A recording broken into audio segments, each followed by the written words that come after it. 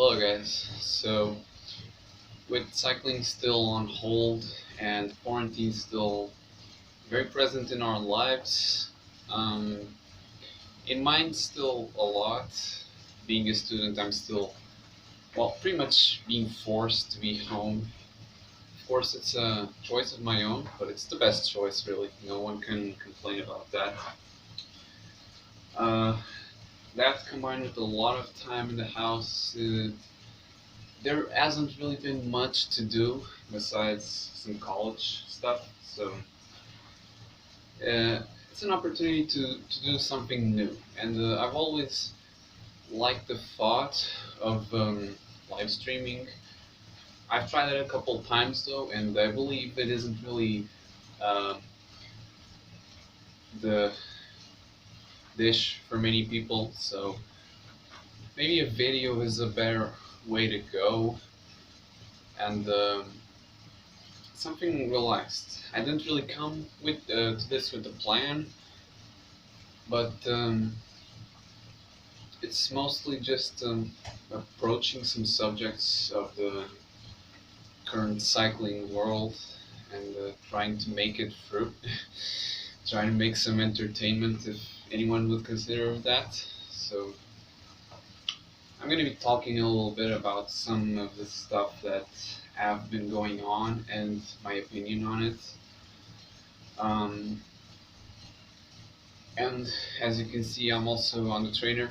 As I've been on the last couple of live streams, it's actually pretty much a very good motivation. At least for me, it seems to be. It seems to work. I don't have Zwift, so this is kind of my thing. Watching videos as I'm training here. I'm also not a big fan of indoor training, but it has a place. It has a place in cycling, and as we saw now very clearly with the whole pandemic going on. But even for the recreational cyclists, if there's the time and the interest, there's definitely time for indoor training. So anyhow, I'll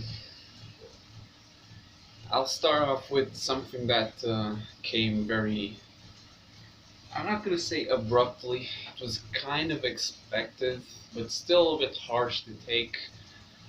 The Vuelta has announced the cancellation of the Netherlands Grand Depart, and after that, the race went to an 18 stages format, and it became pretty clear that the Portuguese stages were under threat, as the calendar, although it is decided, it's never confirmed, because the pandemic can move either ways, and it can really switch very quickly, so we can never know until the day. But the Portuguese stages were cancelled of the Vuelta for this year. It's a big bum. I'm Portuguese, as many of you must know, and I was really excited for that, because it was the first time that the World Tour peloton was coming to my country since the time that I've been, it's not the first time. Of course, there's the Tour of the Algarve every year, but it takes place in the other side of the country pretty much, and I still don't have my abilities to get there and to really be a part of it. I usually watch a stage or so live of the Tour of Portugal, La Grandissima, every year, but this was the first time that there was a Grand Tour coming here. I missed obviously I didn't see the Lisbon Grand Depart. Not sure which year it was, 98, 99 maybe, and the World Championships in Lisbon, which also took place in 2003, I think. I've started watching cycling at around 2012, so from there on there weren't really many opportunities to see, big stars like right on my doorstep. And that was the other question, because it wasn't just coming to Portugal, it finished right here in Porto. I live very close to Porto, and I know the finishing line So to say, I know exactly where that place was. I've been there several times, and I was really excited to be there this year. September was the initial plan, but in November it was just as good. I couldn't complain. But the stages have officially been cancelled, and it's a big bump, to be honest. But as long as it's for health's sake, we can't really complain. It's always a subjective issue. I'm sure the people in Spain are going to be a little happier, if we can say so, at least from the regions where the new stages are going to be designed. There's no official report yet, but I've seen a couple profiles rolling around on Twitter, and it's rumors, of course, but the finish in Ciudad Real is probably still up. And if I'm not mistaken, it was stage 16 and 17. I'm also doing this raw. I'm not checking any data as I'm recording or anything, so I don't know the things by head, but there's a very good chance that it's going to be around the Sanabria area, the stage that is going to substitute Porto. It's a very hilly area, and we've seen, if I'm not mistaken, Simon Yates take a win there in 2016, what was a very exciting stage. So we may see something going on in there, and then probably a sprint stage to Ciudad Real, which was the original plan was very similar as well. And we'll see. We'll have to wait for what the organization is going to decide. But either ways, if the race takes place, it's already very good news to us, and we can't really complain. Another subject that has been very present, and it's great sadness, really. The sponsorship issues are really starting to come up.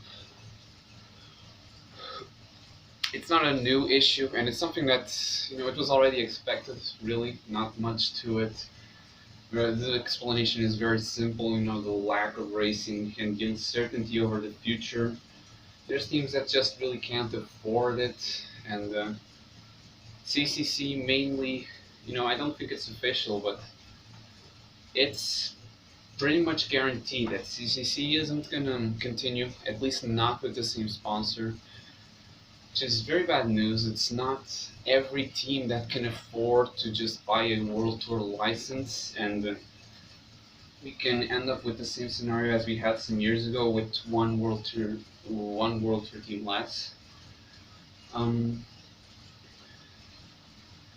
It's a bad scenario. CCC, especially, that is it's not a brand new team. It's been going on for lots and lots of years. But since it became a World Tour team, it kind of it was a fresh breath of air. It was something fresh. It was pretty much a newly built team, trying to fit into the World Tour. And this year they got some amazing riders. They got Matteo Trentin in, they got some very exciting climbers like Fausto Marnada. Ilnur Zakarin is there. There's really a lot of potential in that team, and the news are, they're almost official that the team's going to finish. So we're left to know if if that team is going to continue under a new name.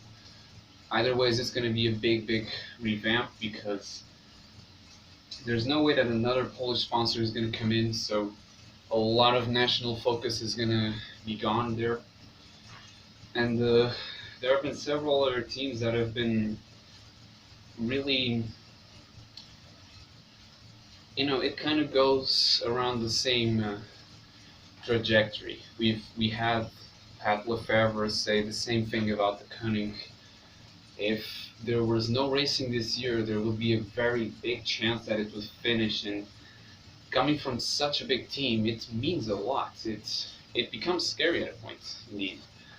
And we've had Astana and Cofidis say the same thing pretty much. Cedric Vassar and Vinokurov both expressed their concerns over the calendar, and it seems like every week there's a new team that kind of projects that concern.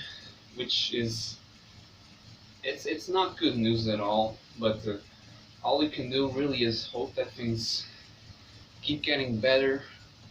I would say that it does start getting better, but there's still a long, long way to go. But at the same time, we still have around 2.5 months for August to come for Strat Bianca to open up the World Tour calendar. Hopefully, everything should be a lot more controlled. The population will be behaving, especially in those races, and they can go on with some confidence, at least with some, yeah, I mean, with some confidence over what's to come in the future. Something that's really important, but we all play our part, but really have to look at the big picture. We've had some news coming out very recently also over INEOS. So it's pretty obvious what it was going to be. We have an interview with Egan Bernal saying that if he finds himself in the right form, he's definitely not going to be helping neither Geraint Thomas or Chris Froome to try to win the Tour. And it's coming from the Tour de France champion, pretty much. It comes as a bit of not clickbait, because the interview is there for everyone to watch, but it doesn't really mean anything. I recall perfectly over the years, there's a lot of hype over who's the leader inside INEOS, and especially during the 2018 Tour de France. For 2 weeks, it was just who's the leader? Is it Thomas? Is it Froome? And they will just look at each and every single detail, like some minor details, and just say right away, like, it's official, like Froome is the leader. And that got very... I was reminded of that some days ago, last week, when I saw a rerun of the Alpe d'Huez stage in 2018, and I found it amazing how quickly did the commentators really, sink their teeth in, 4 kilometers to go, Chris Froome had attacked, and this confirms everything. Like, Chris Froome is the leader. They're here to work for Froome, and as we all know, that didn't really quite work out. Froome was caught, Thomas won the stage, and he went on to win the Tour. And we've seen that also with Thomas and Landa in the 2017 Giro, I think. And memory isn't the best right now, but I'm pretty sure that's happened more times. It's really a bit meaningless to say that Bernal is going to be the leader. You've got Chris Froome coming in for his, trying to give his recovery a meaning. Like, he's very motivated to come back to his best. What we've seen from him early in the season wasn't the best indications, but they were pretty good. After the serious accident he had, he wasn't being competitive, but he was there, and he was able to be in the peloton and, be present in the race, not just pack fodder. And over the next few months, I believe that his recovery is going to keep going better and better. And at a certain point, a couple weeks back, we saw one of those Zwift races of Alpe d'Huez, which Froome did 6th or 7th, something like that. So I have pretty good reasons to believe that he's, it's obviously very far from reality, but, the power is there. The numbers are there, so he's definitely capable of putting, pro rider serious numbers at the moment. So believing that these months of, not racing for all these months will kind of hide what everyone is up to, how everyone's form is. But I think Froome is going to be in a very decent form, but not the leader. That's my opinion. He's not going to be the leader, not at all, at least not in the Tour. There's just too much focus, and the brand new calendar is going to put even more riders up in the Tour to do the Tour of Vuelta. I'm absolutely sure of that. And Bernal is going to be there and at his best, and It's definitely a climber's edition of the tour. It's a very, very rough parkour. The race is gonna go over the Massif Central twice, and with summit finishes in both passages. It's gonna start with Nice with two very hilly stages, especially the second one, and there's a full run in the Pyrenees and in the Alps. So, and the final time trial is up La Planche de Belleville. So it's definitely a climber's edition. It suits Bernal very well, although there's no real altitude into it. I think the organizers kind of did so, obviously not officially on it, but kind of prevent the whole situation of last year in the Col de Liseron. Anyhow, Bernal is probably set to be the leader. Froome is on his recovery. And everyone just ignores Geraint Thomas pretty much at this point. I felt that a lot. He won the Tour in 2018 and he was second last year, but I don't think it's about the ambition. It's simply with the media attention these riders get. Thomas usually is someone that is there's a lot of attention given to him, so usually when he says something it becomes very open in cycling media, with a lot of speculation over ambitions, over goals, over potential rivalries within the team. However, I don't really think it's going to be the case this year. Once again, I think they're going to be very well organized, and they're right in their words. The road will decide. You can't say with any, unless there's an injury, you can't say beforehand this guy's going to be the leader, because you just don't know how it's going to happen. Puncture, a crash can change anything. So we're going to have to wait for the tour to really see who's going to be the leader. There's also the obvious playing 2 cards, playing 3 cards, which is also possible. It may very well be the case, but it doesn't seem like a subject that anyone wants to approach. Everyone's always interested in who's going to be the leader, but I think that's really not the correct way to look at it. Either ways, it sure as hell to be interesting. And I really hope the tour takes place in its normal format, because it really has everything to be a great, great edition. Last year it sure was, so this year the route is made for a lot of show, and I'm sure the start list will be the same, so I'm pretty hopeful of that. We've also seen that Bernal said in the interview that he was only gonna ride one Grand Tour this year, the Tour, so he can focus on recovering and then make a proper build up to the Giro in 2021. It's a pretty interesting prospect in my mind. If it keeps going like this, with the evolution that's going on within the team, riders like Pavel Sivakov, even Souza, that are set to just become big stars like very, very soon. And one name that I'm not ignoring, Carapaz, but I'll get to him. Froome and Thomas are probably going to do something in the Tour 2021, and it's very early to obviously say anything. We don't know what Carapaz is going to be doing as well, but Bernal seems to have his mind very clear. He's never done the Giro, and he really strikes me as a type of rider that would succeed very, very well on a Giro. Very explosive, very strong at climbing and altitude. Very good descender. He's got a sprint. He's very punchy. He's really got it all for a Grand Tour, and especially for a Giro Vuelta combination, which may very well be what he wants to do next year. And then we've got Richard Carapaz, which is such a wild card. In my opinion, he's such an underrated rider. Zero doubt about that. He won. I mean, he didn't only win the Giro last year. He dominated it.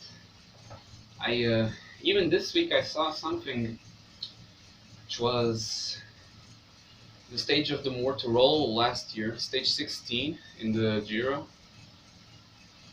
It was the day that Roglic lost the Giro. And I was so shocked with that, because it wasn't Roglic that lost the Giro. Carapaz won it. Carapaz dominated the climb to Lagos, and in the next day to Courmayeur, he did it again. He was the strongest in the race, by far. In the Mortirolo, we controlled the race, and that's what he did in the next few stages, and he didn't ever seem in distress. This was all after he had a crash in the first week, lost around a minute, and he still overcame that. And everyone was so focused on Roglic and Nibali that they just ignored Carapaz. And they keep ignoring Carapaz.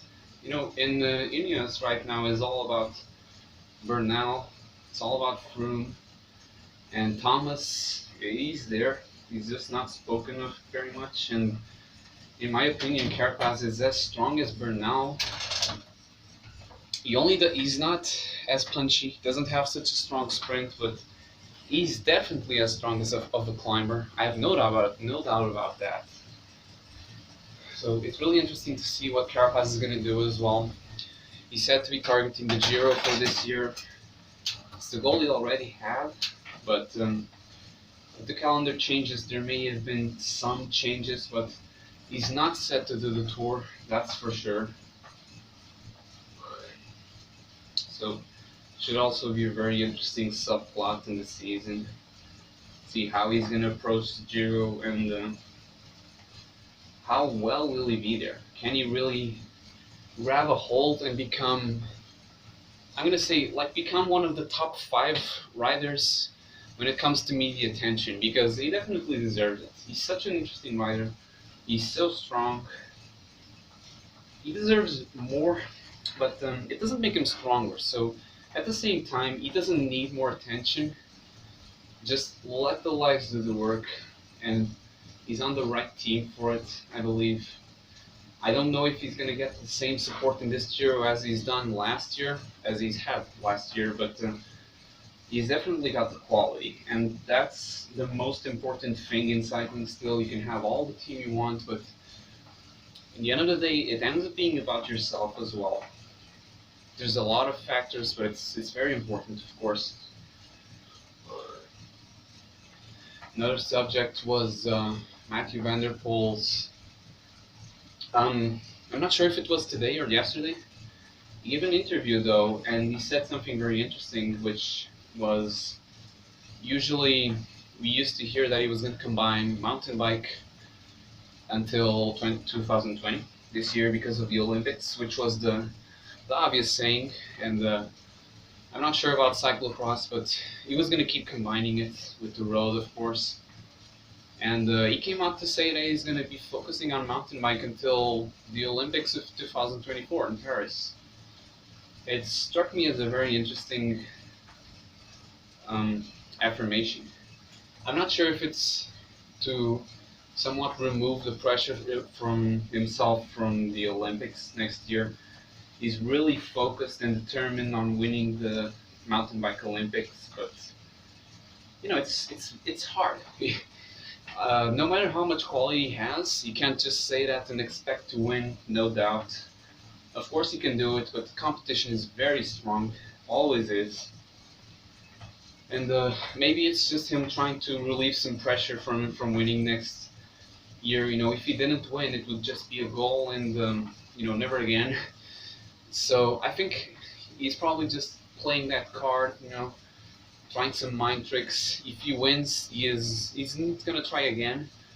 But if he doesn't, you know, he had already said, you know, 2024, that's my year. So I think that's an interesting statement there. It also indicates that he's not thinking of going road full time, which is really good because we need riders like Van der Poel. We need more of them. You know, having him is already very good, but it's almost like a new category of rider coming in. So I'm really interested in seeing. I love cyclocross, and seeing the talent that Wout van Aert and Van der Poel brought to the road makes me want to see more. And I hope more talent comes from there indeed. Tom Pidcock, very, very good example. You know, it's 2020, he's almost forgotten in the road business, but until a year or two ago, he was touted as the biggest talent there was. He's still an amazing talent, and he's not given the media attention, of course, because cyclocross attention has gone to other riders.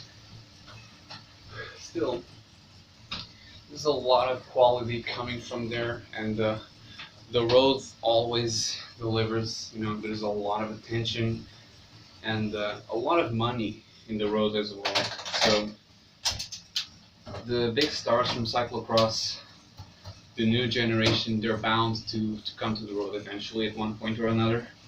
Great classics riders, great sprinters for the climbs, the grand tours. Don't say it, you know. Some may, but I see, for example, many times Mathieu van der Poel being touted as a future Grand Tour winner, even by Eddy Merckx. You know, it's just not going to happen. I don't have any confidence that Van der Poel will ever win a Grand Tour. He's an excellent rider, maybe the best cyclist that we have in the world right now. But he has a specialty, he has his place, so I don't think he's ever gonna win a Grand Tour, and I think that's very agreeable. He's just a very tall rider. Even if he loses some weight, he's never gonna be below 70 kilograms, and he's not an expert time trialist.